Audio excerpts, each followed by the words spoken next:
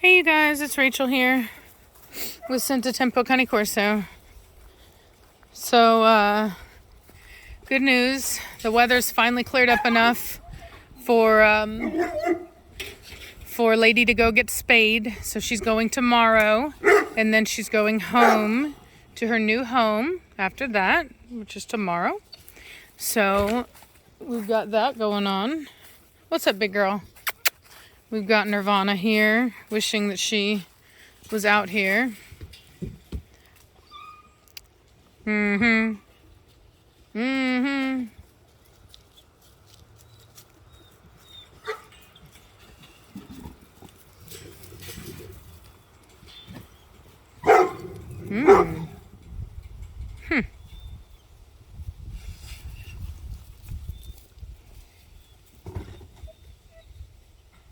Ladies, excuse me.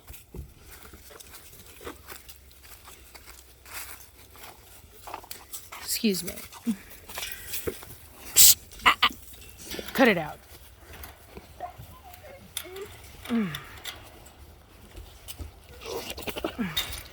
You. Cut it out. No. Shh. Shh. Shh. Velocity, come here. Now. Shh. Quit it. Down. Velocity.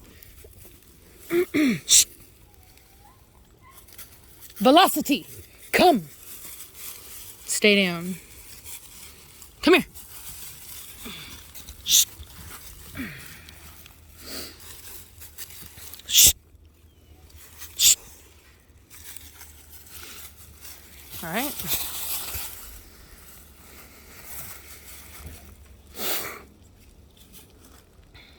See the look Velocity just gave me just then? That was her. Velocity, you don't go in there. Let's go. So Velocity was gonna go in her kennel and try to pee on her things, but we're not gonna let that happen. So, come on. So that's one of the ways that I deal with letting dogs out whenever they're being that way. It's an unfortunate reality that kennels, fences, things like that, contain spaces, whether that be a kennel or your backyard. When you leave an animal, Velocity, she thought about it. Go. When you leave an animal in an enclosed area, they oftentimes will become possessive and territorial over that space. And when they get like that, they don't use their thinking part of their brain. They use a primitive, reactive, resource guarding part of their brain. And so in order to break that, it's important to, when you let them out, to redirect and make sure that you're very clear with them who's in charge and what's expected of them and what's okay and what's not okay. Now, the reason that I put down Nirvana instead of Velocity is because Nirvana is naturally going to be a lower dog in the pecking order than Velocity is. So it makes sense for me to put down Nirvana because that's where she's going to be anyway. And I'm helping to remind her of that position because Velocity is not about to give it to her. And it's actually where Nirvana really does fit right now. So it's the right thing to do. Also, if I would have done the opposite, if I would have put down the dominant dog, the likelihood is that dog would have then felt slighted and a bit more maybe insecure about its position and that the other animal understands its position, and the alpha would be even more determined to dominate and make a point on the lower pack member. So by me putting the animal down myself and then making the alpha come over and do what she would do anyway, which is come over, bring her presence, her dominant presence, and then smell her, which is exactly what she did. That basically negates the need for Velocity to do that herself. And I'm going to be a lot more fair and gentle about it than she's going to be. And that's why I would rather be the one to make that introduction and to take over that meeting, because I'm going to do it in such a way that both dogs are going to come out of it without any scars. So, what are you doing, Nirvana?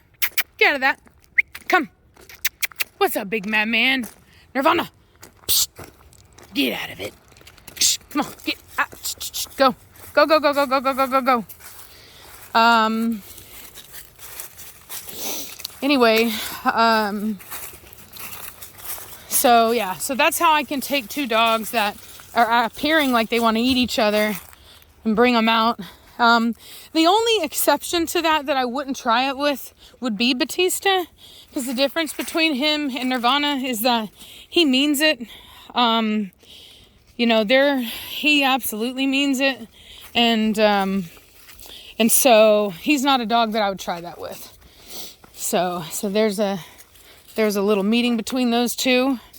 And make no mistake, like Nirvana you're looking at the future alpha of this pack. When Blondie goes, or I don't mean like dies, I mean like a lot of times a dog they don't necessarily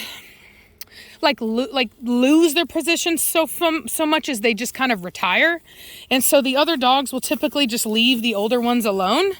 Look how much she matches with this terrain. That's pretty cool. And so typically the older dog will retire. They just retire out of the game, the whole pack game. And when that happens, then the next alpha moves up. And I guarantee you that's going to be Nirvana, because I've noticed that I believe that this dominance, that the alpha is, I believe that it is inherit its family. You know what I mean? I don't think that an outsider can gain that position. And Cashmere started it. It's her daughter who took it over, and it'll be her granddaughter who inherits it next. And you can just tell by the way that Nirvana is. Nirvana is very confident, to the point of arrogance.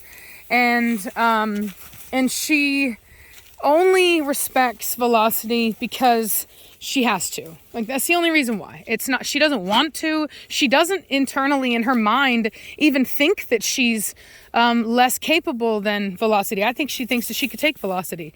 But she knows that in the hierarchy, it's just not, she can't do it. You know what I mean? It's just Velocity's spot is secure. She used to be on the bottom. She made her way up, and that's not going anywhere. And that's just the way it is. And so typically dogs, will come up, but they rarely ever go down, if that makes sense.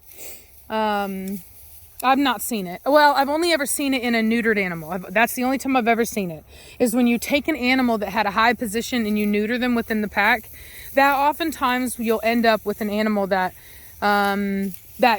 goes lower. The only exception to that, and I've had people ask me about why Blondie hasn't lost her position. The only exception to that is if that dog already had litters within the pack, is an adult and well established. From my experience, those dogs typically don't lose their position. The problem with Midnight, which is a dog that I rehomed for that exact reason, hey, come here, is that Midnight was a puppy, and a puppy has no position. You know what I mean? Other than being a puppy. Velocity, out of that. And a puppy has no position. And so, you know what I mean? Like that, I mean, in the big pack, they don't have a position, if that makes sense. They're not. They're babies, and, everybody loves them. Nobody takes them very seriously, and everybody's able to discipline, they're babies. And they get their position later on. Nirvana, come. This way. What's up, big dog? What's up, big mad man? Who's my big old baby? You're my baby.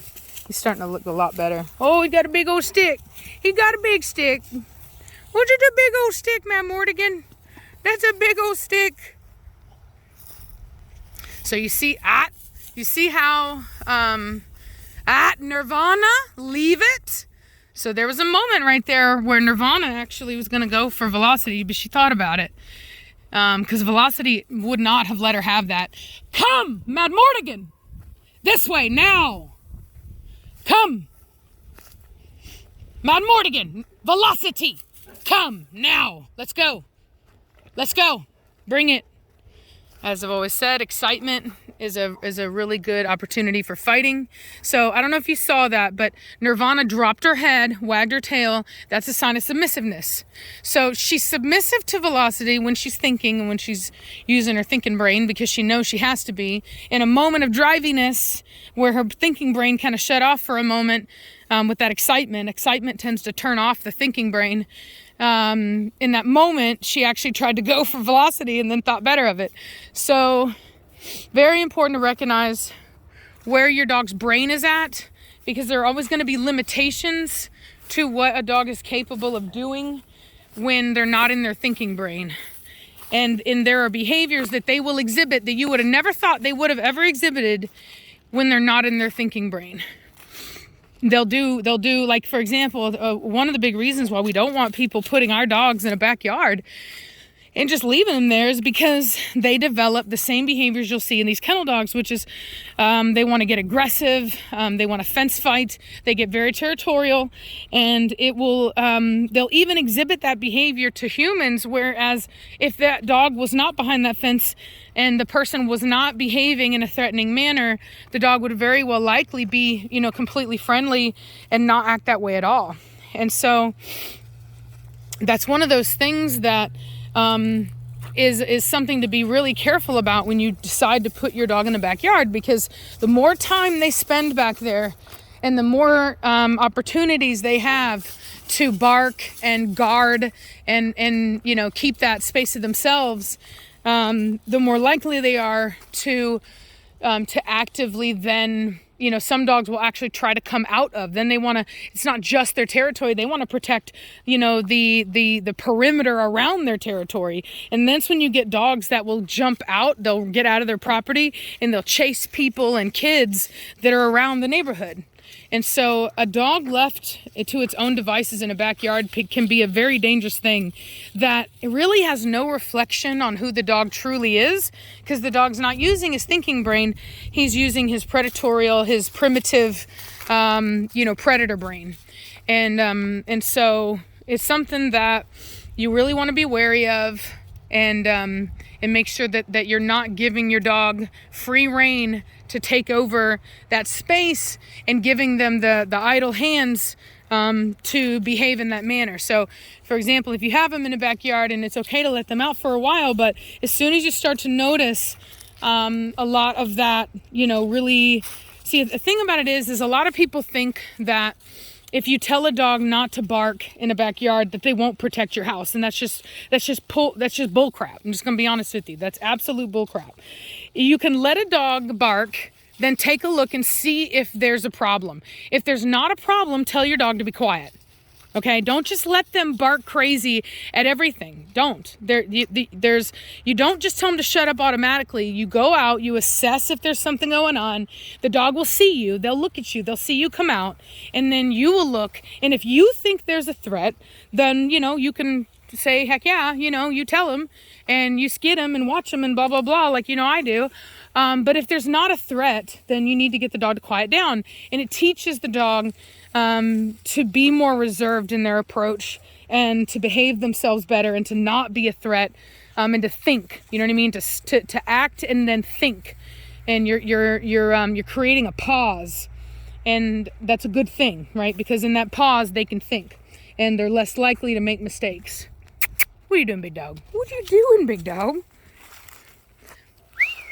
Nirvana, where you at? Come on. Come on, baby. Just a baby girl.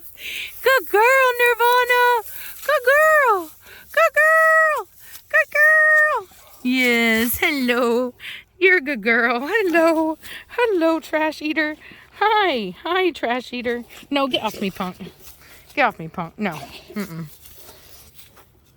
So anyway, well, I got to get back inside. We've been, like I said, we've been painting. Right now we're installing a new ceiling fan. And so the house has just really been coming along. And, I'll let you guys see it soon.